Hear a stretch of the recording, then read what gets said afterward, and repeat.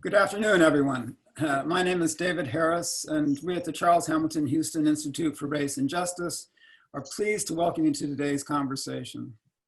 We realize we have many new viewers on with us today, and we invite you all to visit our website at charleshamiltonhouston.org. We'll put it in the chat to sign up for our weekly blast, which include upcoming events and selected news items. And also to let you know that within the next couple of weeks, we'll be showing the newly released film, John Lewis, Get in the Way. We hope to do this sometime before the election when it seems most appropriate. And so because we're pressed for time today, I'm going to move right into the program. And without further ado, I want to introduce my friend and colleague, Paula Caplan, who will lead us in our conversation today. And Paula has had a rich and varied career and joins us as a documentary filmmaker, an associate in the Du Bois Institute, as well as the director of Voices of Diversity Project at the Hutchins Center for African and African American Research here at Harvard University. Her previous films have had hundreds of PBS showings, won many festival awards, had showings on Capitol Hill and Canada's Parliament Hill, and for the NAACP National Board meeting, and won a special U.S. Congressional Award after being nominated by the Congressional Black Caucus. I have to say that, Paula, I've worked with Paula for many years, going back to the very beginning of the Houston Institute, and it's a pleasure to be able to host her here to lead us in a conversation about an important topic, as well as kind of give us a preview of her upcoming film. So with that, Paula, I turn it over to you. Thank you so much. I'm so grateful to you, David, and to Kelly Garvin of the Charles Hamilton Houston Institute on Race and Justice for making this happen, and for the absolutely breathtaking number of other things that you do, the number and the variety. And I'm also grateful to the distinguished panelists who worked tirelessly against the death penalty. I'm going to introduce them briefly. It would take the whole hour to list all of their achievements. And then we will show the 3-minute trailer of our film in progress. And then each of the panelists, I'll speak briefly, and then each of the panelists will speak about the relevant issues, and then we want to hear from you. So the first panelist is Nancy Haydt, who's a criminal defense attorney who's defended clients with intellectual disabilities in trial and on appeal. And her clients have ranged from juveniles under 13 years old to those who've been on death row for 30 years or more. Her work in intellectual disability includes law review articles and practice guides for defense attorneys who are representing clients with intellectual disability. Contact her. And she is the executive director of Death Penalty Focus and is working to abolish the death penalty in California and across the country. In alphabetical order, next is Henderson Hill, who's senior counsel at the ACLU's Capital Punishment Project and co-director of Redress, North Carolina. He serves on the Governor's Task Force on Racial Equity in Criminal Justice and on the board of the Sentencing Project. He was elected a fellow of the American College of Trial Lawyers. Previously, he was director of the Eighth Amendment Project, executive director of Federal Defenders of Western North Carolina, and a partner at the nationally renowned civil rights law firm Ferguson Stein Chambers in Charlotte, North Carolina. He received his JD from Harvard Law School, and then was a staff attorney and training director with the DC Public Defender Service. Diann Rust-Tierney has been executive director of the National Coalition to Abolish the Death Penalty since 2004, directing the organization's programs and the national movement to eliminate capital punishment. Previously, she was director of the ACLU's Capital Punishment Project, the ACLU's Legislative Council, and a staff attorney for the National Women's Law Center. She holds a JD from the University of Maryland School of Law and has been a proud member of SAG-AFTRA since 2001. Most recently, she appeared in House of Cards and Homeland. Okay, so welcome to all of you, and we're going to show the trailer now, if all the technology works, holding my breath, and then we'll speak and then I'll open it up to you. So roll 'em. I am Jerome Brown, and I would just like to state that my execution is about to be carried out. And I would like to thank the people of this institution for taking such good care of me in the way that they did. And I hope that by my execution being carried out, that it may bring some light to this thing that it is wrong. The idea is we only are supposed to execute, quote, the worst of the worst.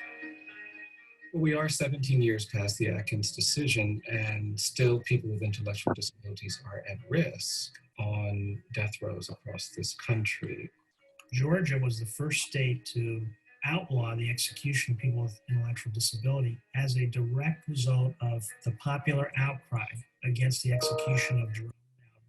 He was not violent. Jerome was a slow person. Life always has been good to me, except, when this tragedy happened. Warren Hill's case probably took the greatest toll on me. Warren had been convicted of murder. He had an intellectual disability, and he was ultimately executed. And I miss him. When you have the death penalty, and Black and brown people are presumed dangerous and guilty, what you have to show to prove their guilt is much lower than what you might otherwise have to show. These disparities are shaped by this larger history, sustained by 100 years of lynching that is very much part of the death penalty that we are implementing today. The intelligence test is a tricky thing. If somebody scores with a 70, that 70 could range anywhere from a 60 to an 80, and so you have to be able to interpret. And that introduces the possibility of bias. Professor Bob Sanger has unearthed ethnic adjustments in which several psychologists have arbitrarily raised the IQ scores of African American and Latino defendants. One can be seriously offended by the notion of execute a child. And the same reaction should apply to an older person who has the mentality of a child. The law forbids the execution of people who are intellectually disabled. We have executed and we are going to continue to execute people with intellectual disability. Whenever you give governments absolute power over life and death of their citizens, whatever prejudices are in that society are going to come out. I think our system in a lot of ways is about vengeance.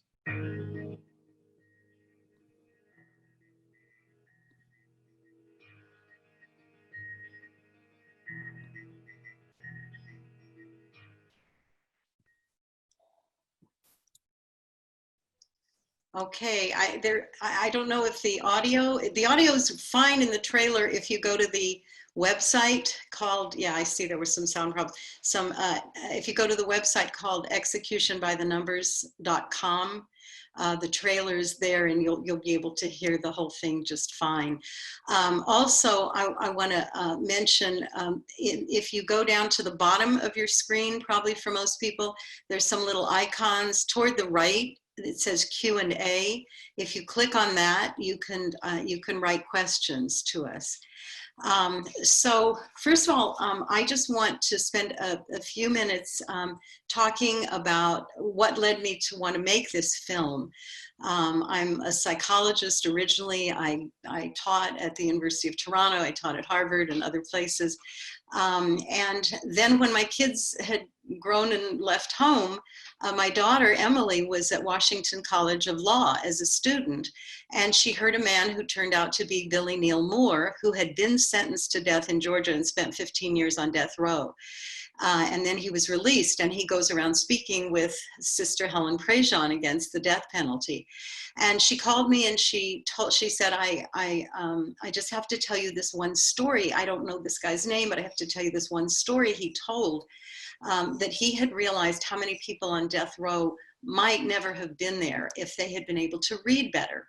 And he started teaching others on death row how to read. And one of the people that he taught, using the Bible as his text, he became almost like a father to. So this very gentle younger man he was tutoring, he didn't know anything about his IQ, but he knew he had a lot of trouble.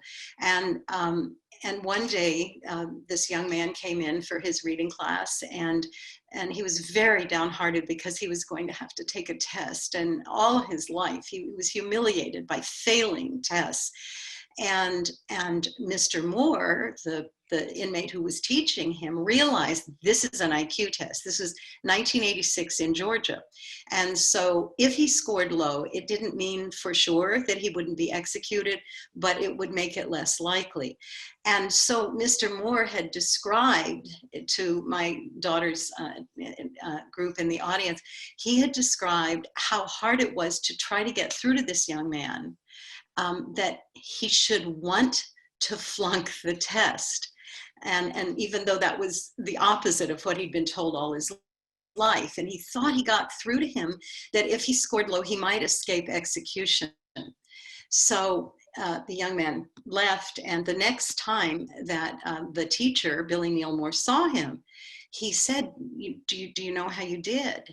And the young man, whose name was Jerome Bowden, proudly said, passing is 70, and I got 71. Now, my daughter told me that story, and I just broke my heart. I couldn't get it out of my head. That score would have put him barely over the cutoff point to make him eligible for execution. And indeed, he was executed the morning after the psychologist made his report. So you can see why, as a psychologist, this hits especially close to home. I wrote a short play called The Test about it, and then made a short film called The Test. And the night before we did the shoot, I Googled this young man, Jerome Bowden, not expecting to find anything important. And what I discovered was that his IQ, his full-scale IQ, which is the number you're supposed to go by, had been well under the cutoff point. But the psychologist and the Georgia Board of Pardons and Paroles somehow together ignored that and went ahead and executed him. And the hired gun psychologist brought in by the board to do this evaluation was on the prison system payroll. So when the story got out, in 1.5 years, which is a short time to get major legislation passed, Georgia became the first state to prohibit executions of people with what was then called mental retardation. And then subsequently, over the years, another 18 or so states passed similar laws. And in 2002, the US Supreme Court ruled, with Justice Stevens, who you saw in the trailer, writing for the majority, the Supreme Court ruled that such executions are unconstitutional as cruel and unusual punishment. However, these executions continue today. So our film is one part about the Jerome Bowden story and how it led to a huge change in legal history. Another part is about the question of why, given the 2002 Atkins v. Virginia SCOTUS ruling, why these executions continue. You know the answers: racism, classism. And part of the film is about how specifically, very specifically, they continue, as well as what it will take to stop them.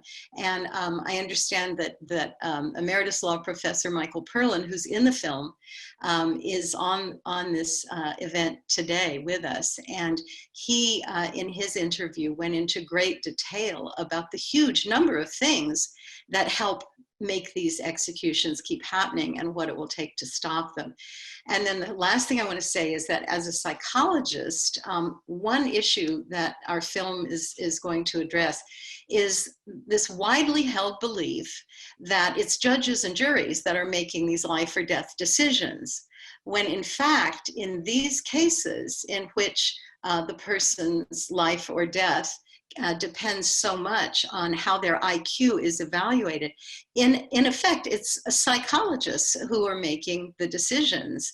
And the decisions are made, whether it's the psychologist or the judge or jury, or to what extent each plays a role. These decisions are made based on two fictions. One of the fictions is that psychologists are objective. The Jerome Bowden case is a perfect example of how we are not. We're human, and we may be either for or against the death penalty and have notions about this person we're evaluating and whether or not they deserve to live that consciously or unconsciously can influence us. And the other fiction is that the whole process and the measurements used for determining somebody's intellectual ability, the fiction is that they are scientific and objective. And they absolutely are not. And Dr. Paul Block, a psychologist, is in the film, and he talks about the serious limitations of IQ testing. So you know that what was called mental retardation is now called intellectual disability. That's what our film is about. And Kelly Garvin, thank you very much, has placed in the chat links to the film's website, and so you can have a look at that if you'd like. So now, shall we go in alphabetical order? I'd like each of the panelists to comment, and then we'll open it up. So Nancy? Oh, you're on mute, Nancy. Can we unmute you? Thank you. So nice to meet you, Diann. So nice to see you, Henderson, and thank you, Paula, for having me.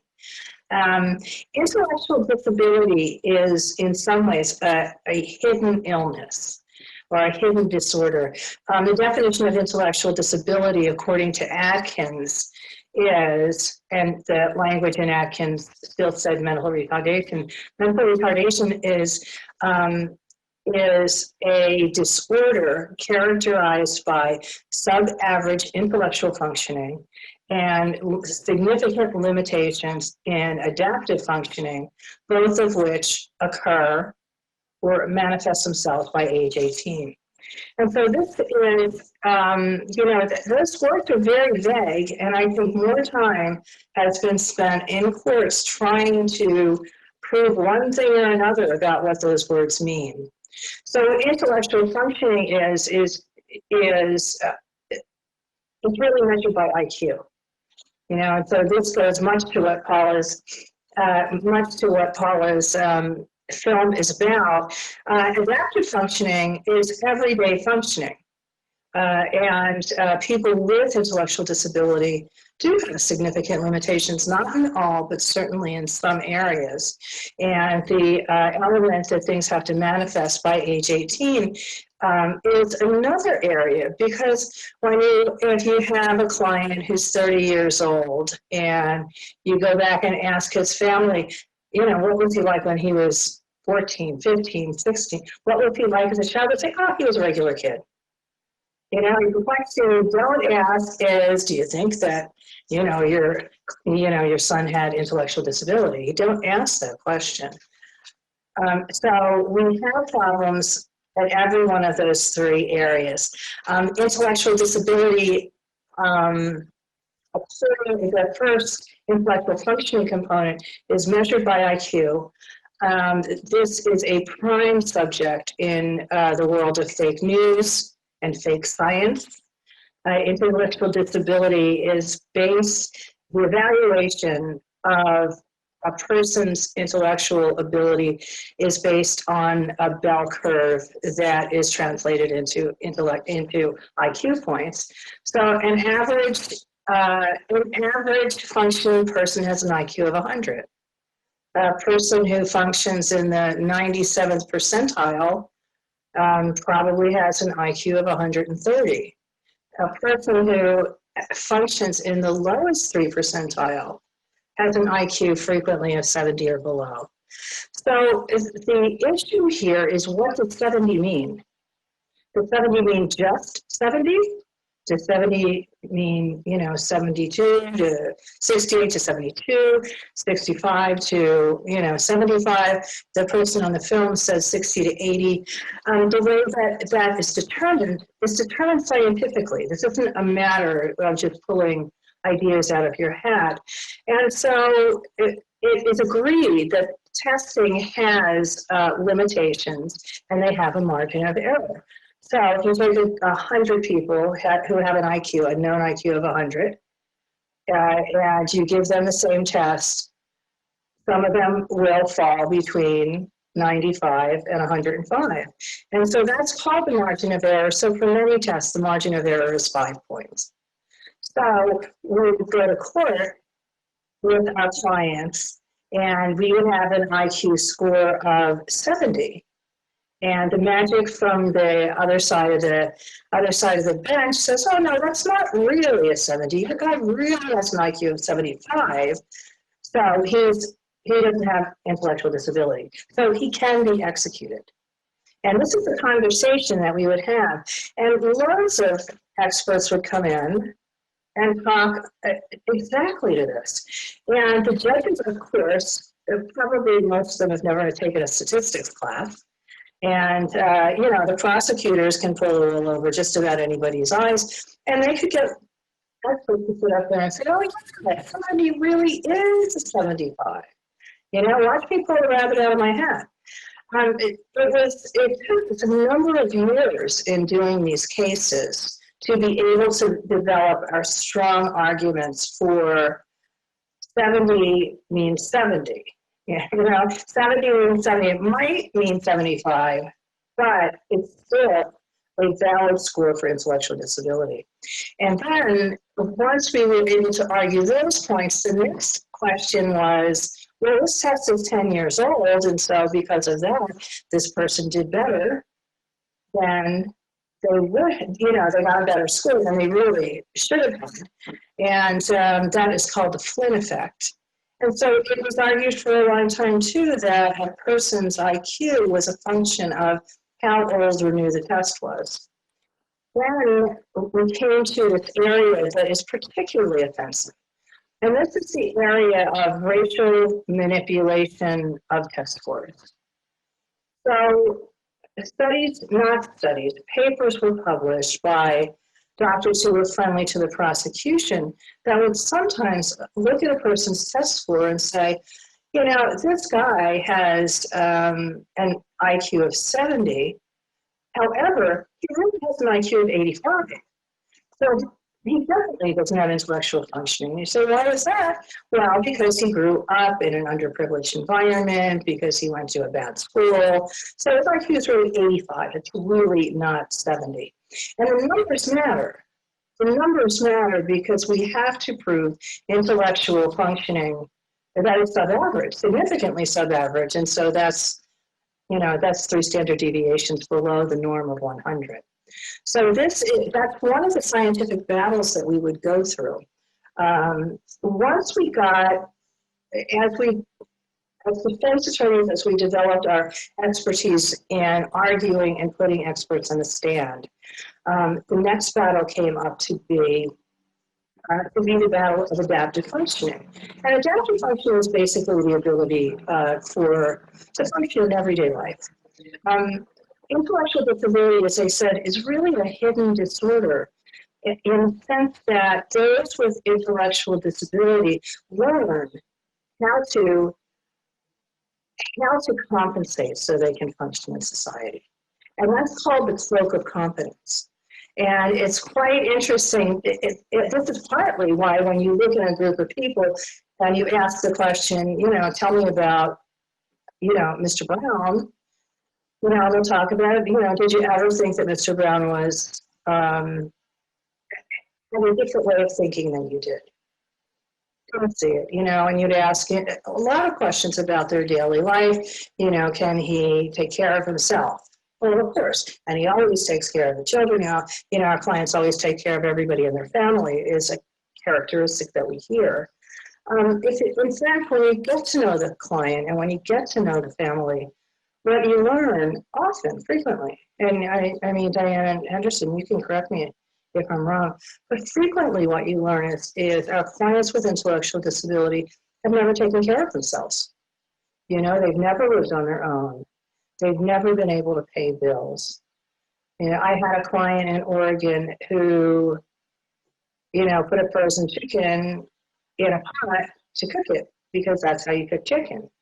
Many of our clients may be able to read but only at a marginal level. Many of our clients don't spend their life reading, which is something that we all do that enriches our lives. And so they have limited vocabularies, they have difficulties expressing themselves. And a unique characteristic of people with intellectual disability that gets them into trouble is the fact that there is the idea, first of all, being in the wrong place at the wrong time is an important thing. But one of the things that we've seen in our cases is that our clients with intellectual disability are frequently described as being the hitman.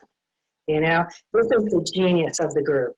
A case that I have in that I worked on in Northern California with a kid who came over from El Salvador when he was 15 years old. And he had lived a very deprived life over there, and he came over, got into a gang, and he and a bunch of kids went to a high school. There was a shooting, someone was killed, and it was immediately pinned on him but he wasn't the shooter.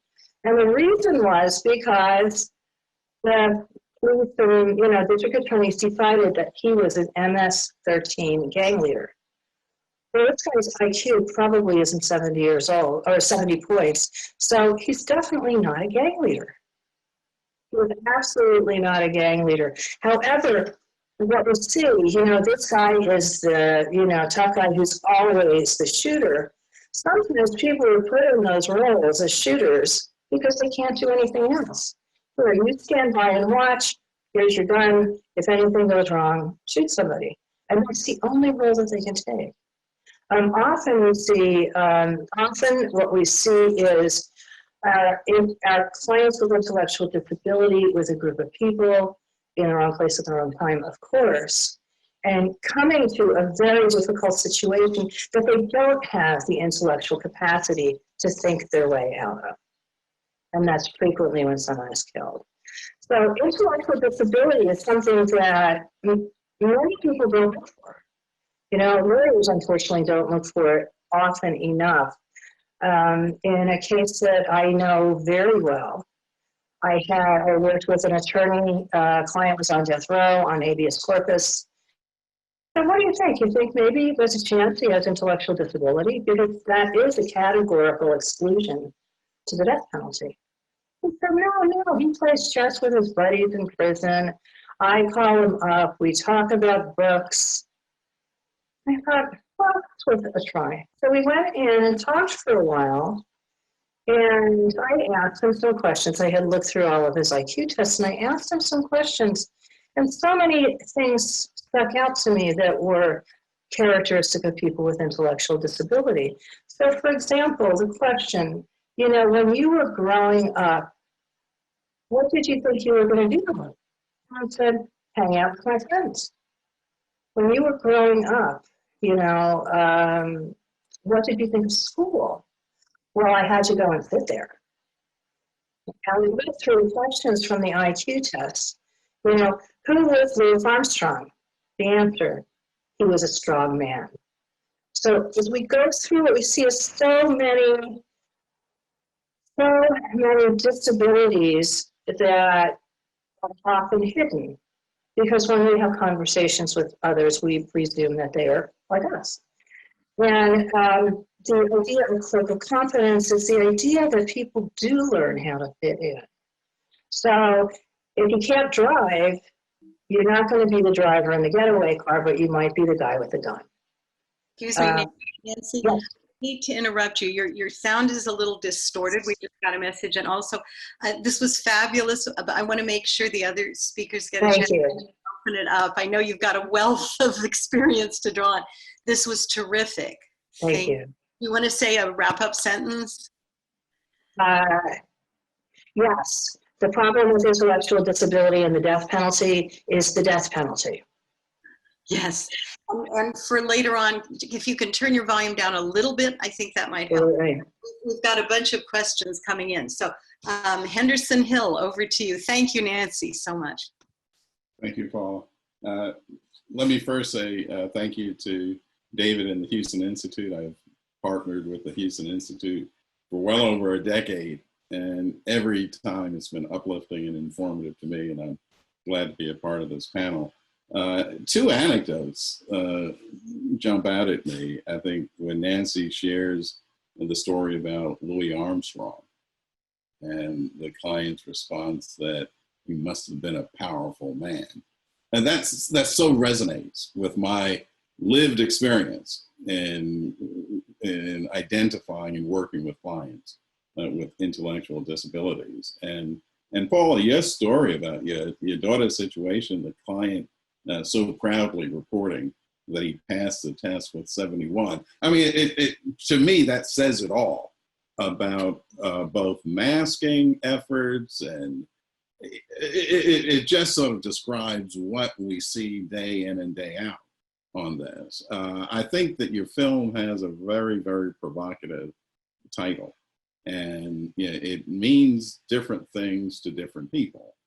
And so when I think of execution by the numbers, I sort of go to your story of 71 versus 70. I go to Hall versus Georgia, which is, I should know this, but I think it was at least a decade after Atkins. And how many people were executed between Atkins and Hall, and trying to find that dividing line between those who are intellectually disabled and those who are not. And, folks who, I'm glad Nancy went first, because my short-term memory is pretty good.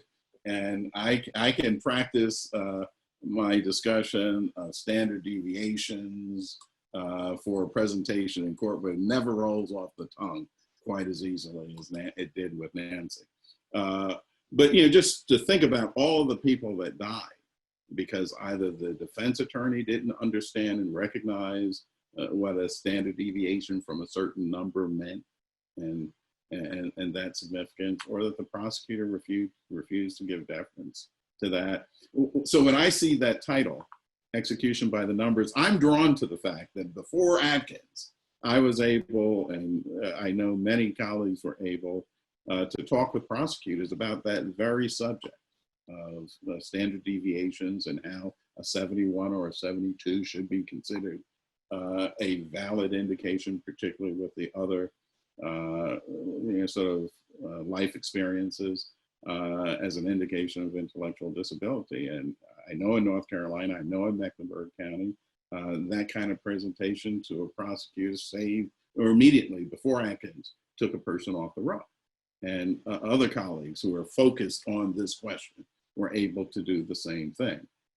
So looking at that trailer and seeing some of my heroes like Brian Stevenson and even Justice Stevens there, it demonstrates that Atkins was revolutionary in several senses, and that is that numbers mean something.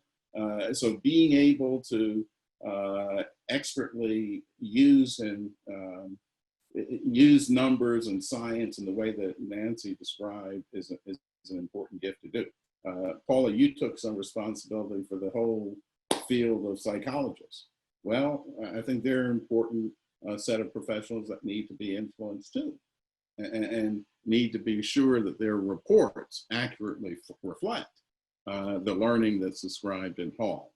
And lawyers, that decade between Atkins and Hall suggests that we needed a lot of catching up to do as a profession to certainly fight vigorously for that fuller picture of the standard for intellectual disability.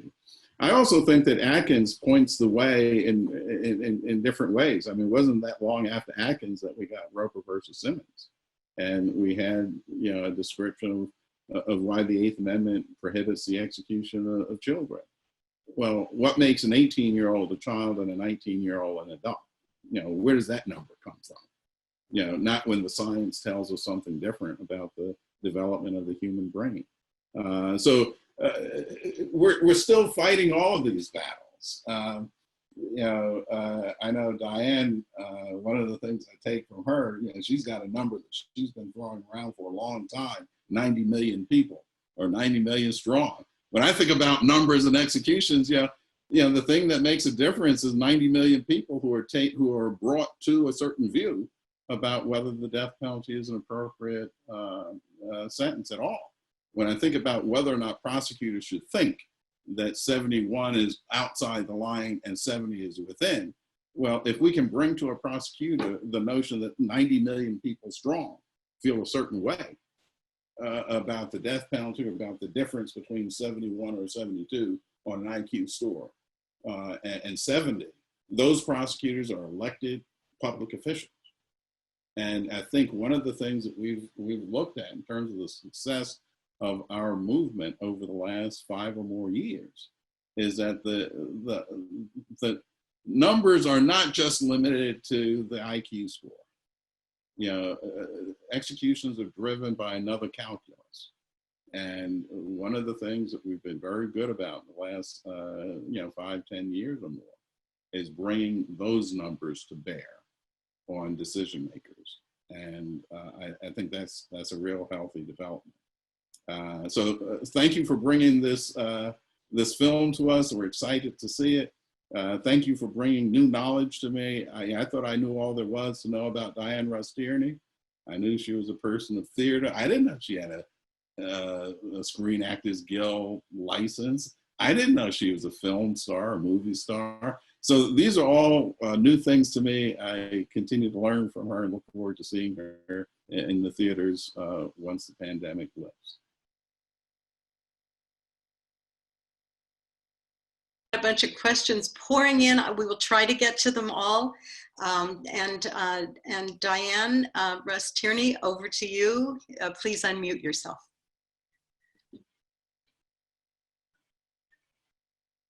You're not unmuted yet.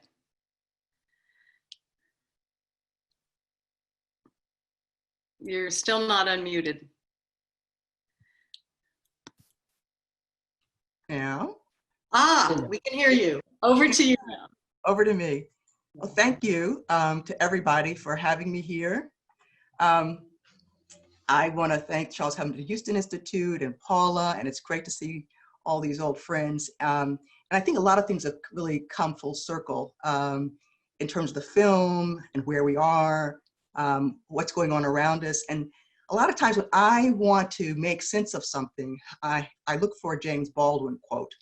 And so I want to start my comments with a quote from James Baldwin, which I think will help frame the issue and help you understand a little bit about how I'm thinking about the death penalty now, because I'm thinking about it very differently. And I think that thinking about the death penalty a little differently expands our opportunity to expand our numbers even beyond 90 million, because there's something going on around us that really is about a fundamental change in the way this country operates. So James Baldwin, history, as nearly no one seems to know, is not merely something to be read. And it does not refer merely or even principally to the past. On the contrary, the great force of history comes from the fact that we carry it within us, are unconsciously controlled by it in many ways, and history is literally present in all we do. History is literally present in all we do. And I think when it comes to the death penalty, nothing could be truer because the death penalty is a creature of history. When you look at the historical context of the death penalty, when you look at how we actually use it today, you see that the death penalty has nothing to do with public safety. It has nothing to do with it. For many years, I've approached this as if we were trying to just find argue against an ineffective, unfair, cruel public safety tool. But in fact, when you understand the history of the death penalty and you look at how it's actually used today, you see that it's not about that. It's about something else. It's about instilling a message, reinforcing with violence a message that some lives are worth more than others. Let's look at the historical context. In the historical context, when you look at the slave codes, Jim Crow laws, the Black codes, the death penalty was used to maintain what has been we're starting to talk about as the American caste system.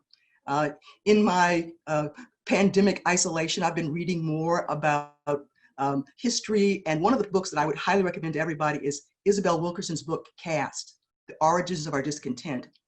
And like James Baldwin, she provides a really useful framework for understanding not only the conversations that we're having now, but in my view, the conversation that we're having about the death penalty.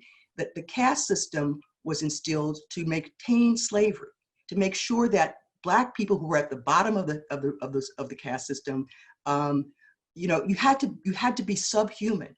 You had to be not worthy of pity. You had to be somebody who could be forced to work, whose families could be separated in order to support the institution of slavery. And that meant that when something happened to a slave, when a slave was harmed, that had to cost nothing. But when a slave challenged the caste system, when a slave crossed the line, executions would be the remedy. And so you saw, by law, different punishments based on race, and in particular, who the victim was. And when you fast forward to how we actually look at the death penalty today, how it's actually used, we see that people of color are disproportionately represented on death row. We see, most importantly, and this is the through line from our tragic history, that the system overwhelmingly says the most serious crimes are crimes committed crimes committed against white victims. Overwhelmingly, the people who are convicted and sentenced for killing a white victim are executed, even though about half of homicide victims are people of color. And so again, that message is the same. We can draw a direct line from, as the film points out, from lynching to the death penalty. You know, there's a myth around that, you know, it was a drunk group of marauders that would grab a random Black person and lynch them. But in fact, if you look at our history, you see that there was a close connection between executions and lynchings. And in some ways, you even see local state officials at the time bragging that we don't have lynchings here because we take them right to the courthouse. And so that historical context cannot be forgotten. Look at the fact that the death penalty isn't even effective as a public policy. You know, the places that use the death penalty most frequently in the southern states are the places that still have the highest homicide rates. And so when you look at the death penalty's history and you look at the way that it's actually used today, rarely, in fewer and fewer jurisdictions, randomly, the one central message that comes through from hundreds of years ago to the present is that some lives are worth more than others. And then when you think about people with intellectual disability, people with mental illness, who now make up a disproportionate number of people on death row, as the death penalty becomes rarer and rarer, it puts even more truth to the lie. You know, how in the world can a system that's supposed to be about punishing the most severe people, the most severe crimes, and the most culpable people, be administered to, exacted upon the people who are, in fact, by definition, the least culpable? It tells you that this is not about crime control. It's not about public safety. It's about sending a message. And many supporters of the death penalty actually say that. We're sending a message. You know, when I think about Atkins, I remember Jim Ellis, Professor Jim Ellis, who actually argued Atkins before the Supreme Court. I remember meeting with him after the case, and he was saying, you know, I flew down to Texas after Atkins because I expected the prosecutors, you know, we were going to get together and we're going to talk about, you know, how we're going to make this work. Because as you remember from Atkins, the court, you know, set that standard, but they left to the states the job of figuring out exactly how this was going to be done. So, you know, Jim Ellis got down there with his good intentions and, you know, we're going to talk about, we're going to work out these standards. And he was floored. And then I was floored when he told me that the prosecutors looked at him and said, we intend to kill everybody we could kill before Atkins. We intend to kill everybody we could kill before Atkins. And so that tells you again, this is not about a legitimate law enforcement purpose. This is not about trying to find the precise lines to balance, you know, public safety against other interests. This is about sending a message about whose life is worth more than others. And so in my view, the struggle to end the death penalty and the struggle to end this travesty of executing people with intellectual disabilities is the struggle to change the American caste system. It's the struggle to deconstruct structural racism. And I think in that effort, we have many allies. And so I think that as we begin to think about the death penalty, like, of course, we have to fight these battles in the courts because that's where we are right now. But if we take our consciousness to understand, okay, this really isn't about that. You know, these arguments we've been having about, well, if you don't have the death penalty, what are you going to do? That's not about that. This is about deconstructing a central pillar of the American caste system, of structural racism, of white supremacy. And I think in that struggle, we will have many, many allies. Fabulous. Thank you so much. Oh, wonderful. Okay, so let me say a few things right now. I'm sure everybody's heads are just swimming. And the things that you all said made me think of a million other things that we aren't going to get to say. There are a bunch of questions in the Q&A. And so let me just say, first of all, if there are questions we don't get to before 12:58 when we have to stop, we have everybody's emails, and I will send out, I'll consult with the other panelists, send out answers to all of the questions that were asked in the Q&A or the chat, okay? And I want to say real quickly, I was asked to say that the film isn't completed. We hope to complete it this year. Frankly, I've been working on it almost 2 decades because it is hard to get people to donate. Who cares about these people with low IQs who are disproportionately from racialized groups and poor and have the most horrific histories I have ever heard in my life? And so there are all these great death penalty, anti-death penalty groups who are all trying to save people right now, you know, and I just say, and good for you. Yes, use your money for that. But they're going to post a link to if people want to make a tax-deductible donation at $5. Any amount is really helpful. We really want to finish it this year, partly because, and this is an answer to a question that Jo Watson, she's in the UK, posted. She said, what can people in the US do? And is the upcoming presidential election relevant? Well, my film is being made by Picture Social Justice, which is a nonprofit, so I can't talk about political campaigns, but I can tell you the following fact, which is that Trump and his DOJ brought back federal executions in a big way this year. So just keep that in mind. And Abe Bonowitz from Death Penalty Action, which has endorsed the film, and Bill Pelkey from Journey of Hope, which has endorsed the film. They're on this event. Thank you so much. Also, the Southern Center for Human Rights did. Alan Rahm and the Massachusetts Citizens Against the Death Penalty helped us enormously at a really crucial time. Thank you. Thank you all. And so I just wanted to make it clear that it's very hard to get this work done because so many people either aren't aware of that these executions are still going on because they heard about Atkins, it made big headlines, or it's hard to get people to care. So one thing that people can do is think about how to vote. Another thing I want to mention very quickly is somebody asked about the magnitude of the problem. Brian Stevenson from the Equal Justice Institute is in the film and talks a lot about the racism involved. One of the questioners asked, are we going to address the way that racism affects IQ evaluations in the film? Yes, we do. And somebody else asked, given this is about people with disabilities, are we going to have closed captioning for the film? Yes, absolutely. I always do for my films. Thanks for asking. I'm trying to answer the questions that are specifically for me right away. Nobody knows what is the magnitude of the problem. That is, how many of the people currently on death row either have or might have, probably have intellectual disabilities. I have a bunch of wonderful volunteers working on trying to answer that question. And I know Nancy Haydt has done some pioneering work on that, but we want to be able to talk about the magnitude of it. And part of what's so poignant is a lot of these people who are on death row, they never had IQ tests because they were poor.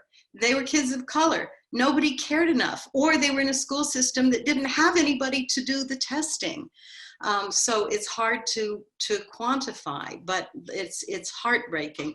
I also want to say that the film is going to be dedicated to Millard Farmer, who in Georgia was the first white person to come out in a big way. He was a lawyer, kept spending time in jail when he would call out racism in the judges, to come out against the death penalty.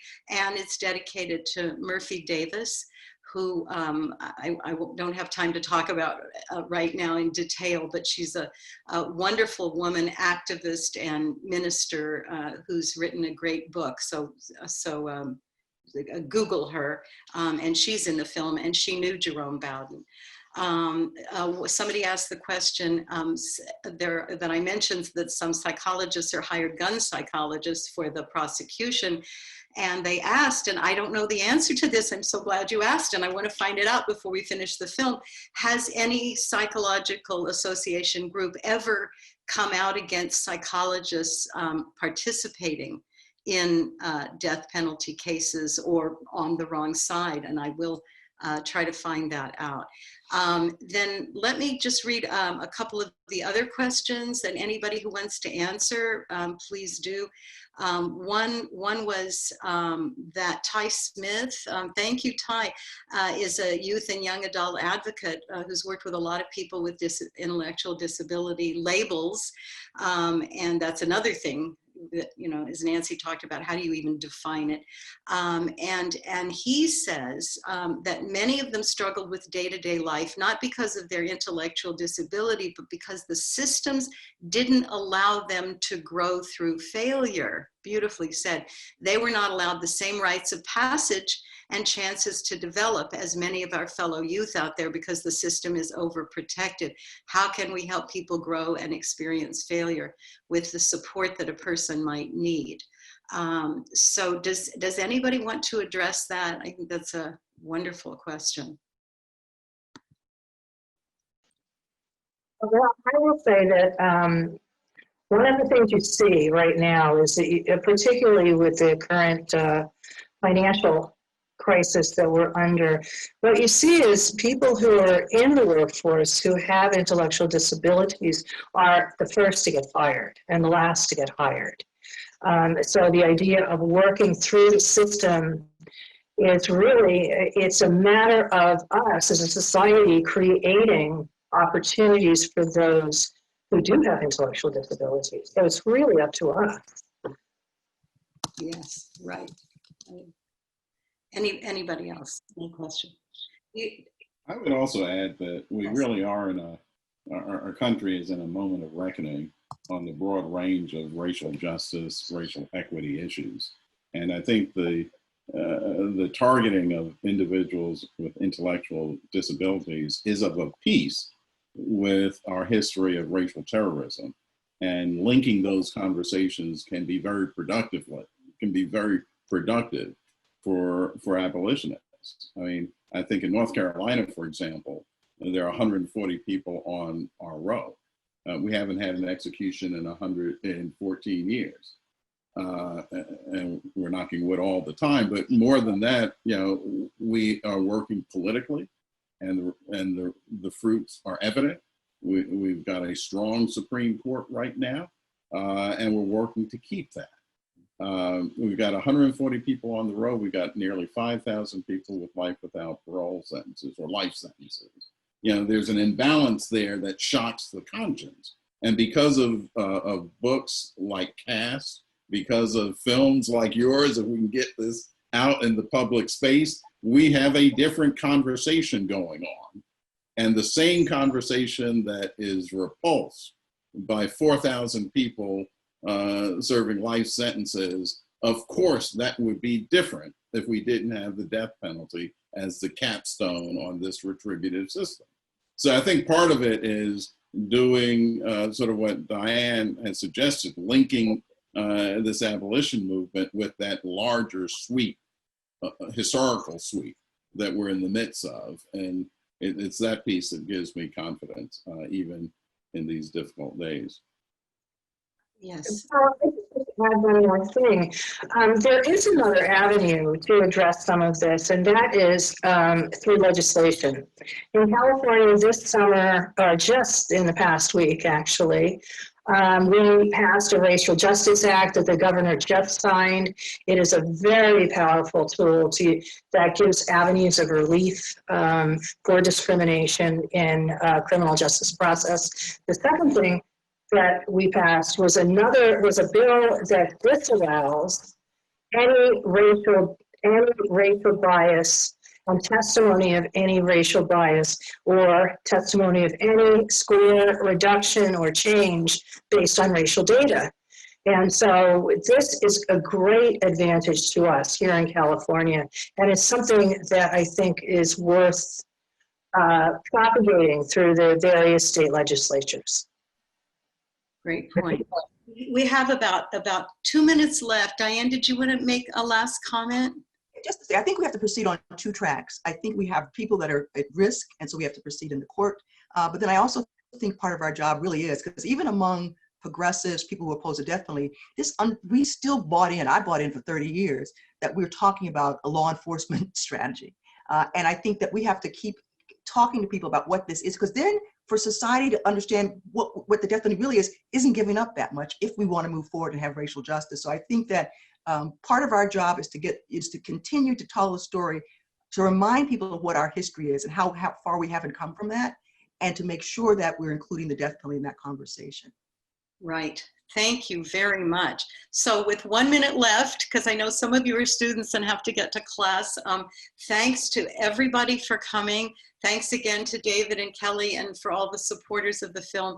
And one of the big reasons that we want to get this film finished this year is that when someone saw the 10-minute play, the test that was the seed for this, that's about the Jerome Bowden story, a man came up to me afterward and he said, you know, I've been in favor of the death penalty, but now I have to change my mind because now I understand some people on death row are human. And if you want to see that 10-minute play, there is a Black theater company in Philadelphia that's having an online theater festival, and it's called Bridge, and then capital letters PHL. I'll send out the link. And the festival is going to run from, I think it's the 23rd to the 26th of October, and you can see that and other wonderful shows on there. Thank you all so much, and please talk to everybody you can find everywhere about this issue, because the beginning is to make people aware that these killings by the state continue to happen. Thank you. Thank So, you. and Paula, Thank you. Paula, thank you so much for the film and for the conversation. On behalf of the Houston Institute and Harvard Law School, thank you all for joining us today. And I hope that this inspires and encourages us all to participate and continue in this struggle. So with that, I think we bring this to a close and we wish you a good day. Bye. Thank you.